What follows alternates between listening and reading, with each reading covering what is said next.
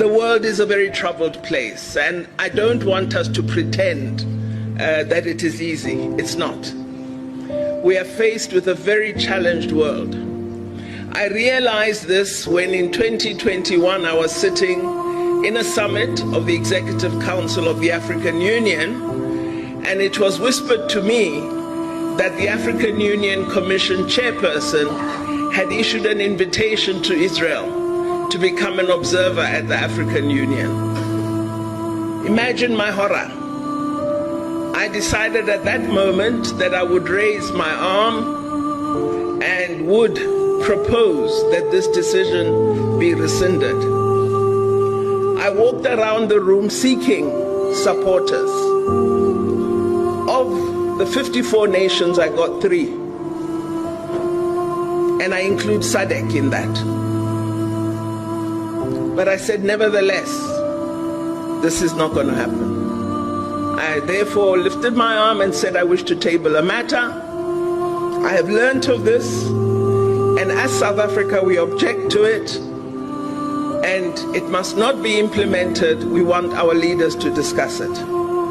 And we will never accept it as South Africa, and while we appreciate the role that the Organization of African Unity played in us achieving our freedom as South Africa, this decision of the AU Commission chairperson will make us consider whether we can be present in the African Union.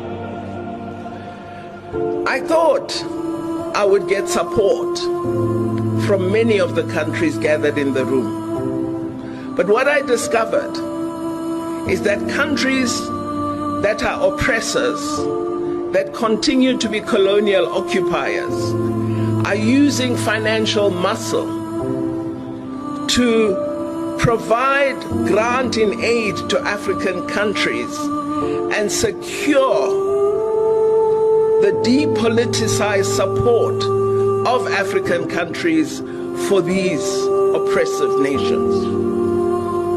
Among them, Israel and Morocco.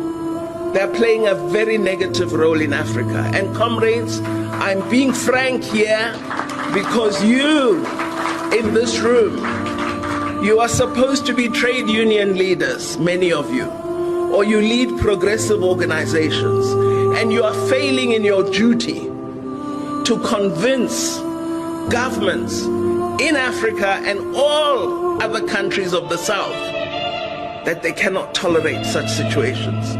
It can't be left to us as members of government to be the ones that take up these issues with no word from progressive organizations. This is intolerable and cannot continue. So I'm hoping out of this conference that you are going to decide, rise up, rise up, rise up. Don't say what's Comrade Naledi doing. That decision on Israel hasn't been implemented, and it won't be while I'm still there. But what are you going to do? You should be talking to all progressive unions worldwide.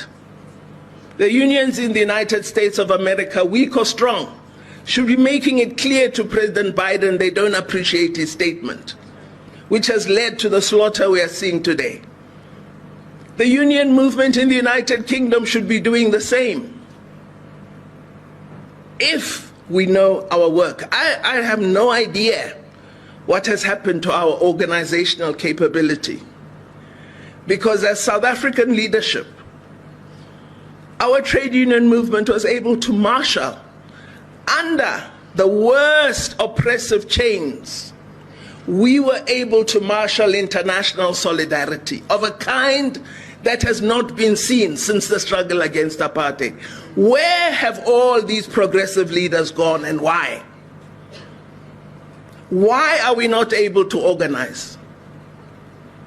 Why are we only sitting in a room as 300? There should be 3,000 here. There's something wrong, and that's why I'm saying we're in a troubled world. And we need to recognize that the world has shifted.